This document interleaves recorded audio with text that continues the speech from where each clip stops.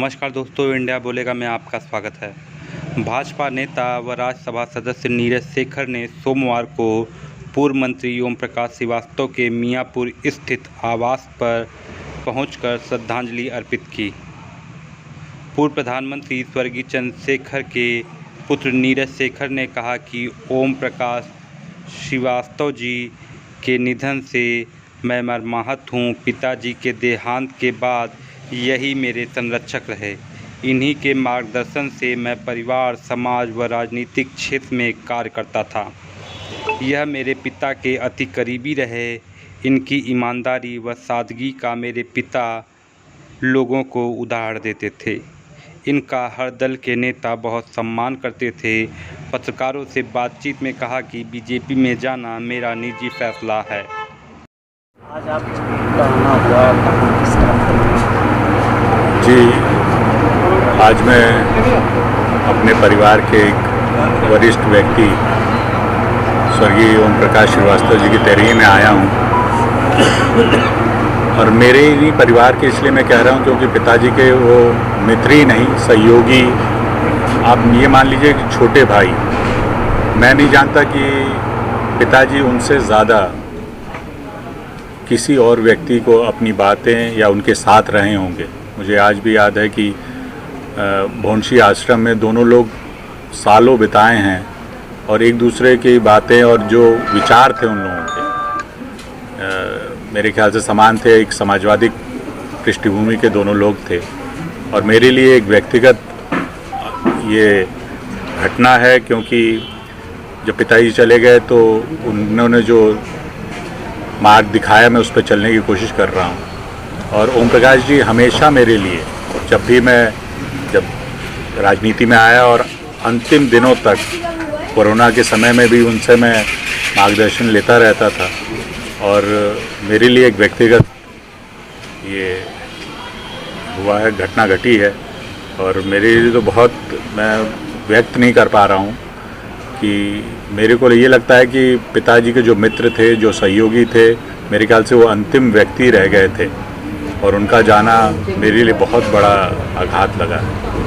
सांसद जी कुछ दिनों पहले इन्होंने कहा था कि देश में जिस तरह का सांप्रदायिक माहौल है, अगर चंद्रशेखर जी मौजूद होते तो सबसे ज़्यादा दुखी आज वही है। किस तरह से देखते हैं जो आज माहौल है राजनीतिक जो चल रही है, जो घटनाक्रम चल रहा है, उसको किस तरह से देखते हैं? नहीं है, कुछ समस्याएं हैं। मैं मानता हूं जो उन लोग की सोच थी, जो पिताजी की, जो ओम प्रकाश जी की सोच थी, वो देश के विकास के लिए उन्होंने कभी अपना व्यक्तिगत लाभ नहीं देखा।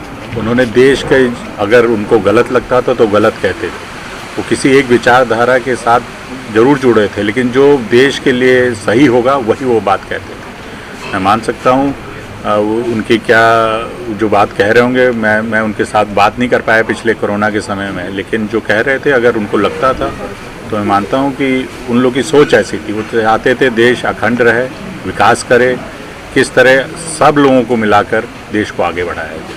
आखिरी समय तक वो, अपनी आखिरी सांस तक वो सजपा के साथ थे जी। और चंद्रशेखर जी भी कभी कहते थे कि देश को अगर खतरा है तो सांप्रदायिक ताकतों से खतरा है। जी। आप जहाँ पर हैं उसमें कितना सहज महसूस करते हैं उस स्थिति में? मैं ये नहीं मानता। मैं जहाँ हूँ वो तो मेरा व्यक्तिगत है, मैं अपनी बात आज करने नहीं आया हूँ। जहाँ तक ओम प्रकाश जी की बात थी, वो हमेशा जो वो सही समझते थे। उन्होंने सजपा में उनको कई बार ये भी कहा गया, जब मैं आया समाजवादी पार्टी में तो उनको कहा गया, उन्होंने मना कर दिया। वो जहाँ थे वहीं रहना चाहते थे और जो विचारधारा, जिस विचारधारा को अपनी राजनीतिक जीवन शुरू किया, अंत तक उसी पे चले।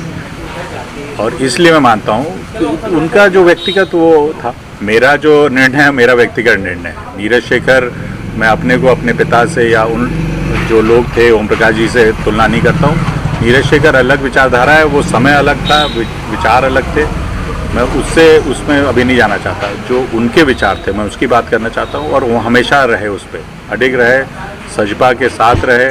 सजपा उन्होंने उससे जब सजपा बनी तब से लगातार उसके बाद भी, लेकिन जब मैं समाजवादी पार्टी में गया तो उन्होंने अपना पूरा आशीर्वाद मुझे दिया था। जब मैं भाजपा में आया हूँ तब भी उनका पूरा आशीर्वाद था। उनको बता के आया था मैं, और उनका पूरा आशीर्वाद था, तभी मैं आया। यंग इंडिया में एक लेख लिखा था कभी चंद्रशेखर जी ने किसानों को लेकर के, जब वो कन्याकुमारी से लेकर के कश्मीर तक पैदल यात्रा की। आज जो हालात हैं उनको किस तरह से देखना है?